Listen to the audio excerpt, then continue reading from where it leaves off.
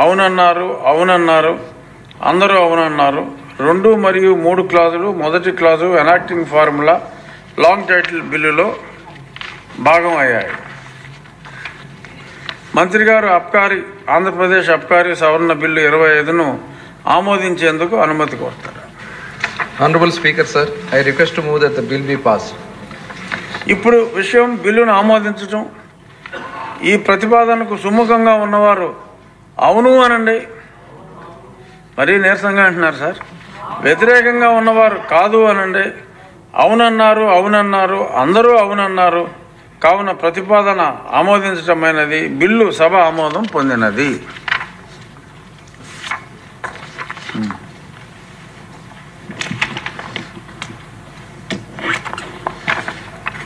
ఇప్పుడు లఘు చర్చ, షార్ట్ డిస్కషన్. ఇది అగ్రికల్చర్ కదా, డైరెక్ట్.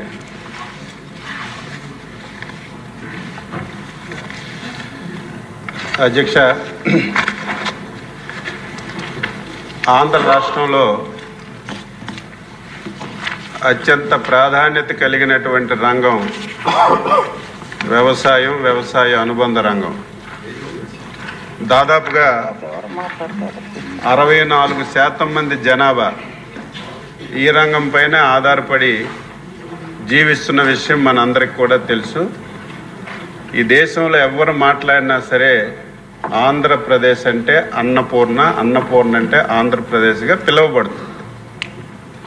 అందుకే ప్రభుత్వాలు కూడా ఈ రంగం పైన ప్రత్యేకమైనటువంటి దృష్టి పెట్టి ఈ రంగంలో అన్ని విధాల ఆదుకోవాల్సినటువంటి అవసరం ఉందని చెప్పి మీ ద్వారా సభకి, రాష్ట్రంలో ఉన్నటువంటి రైతాంగాలకు తెలియజేస్తున్నాను.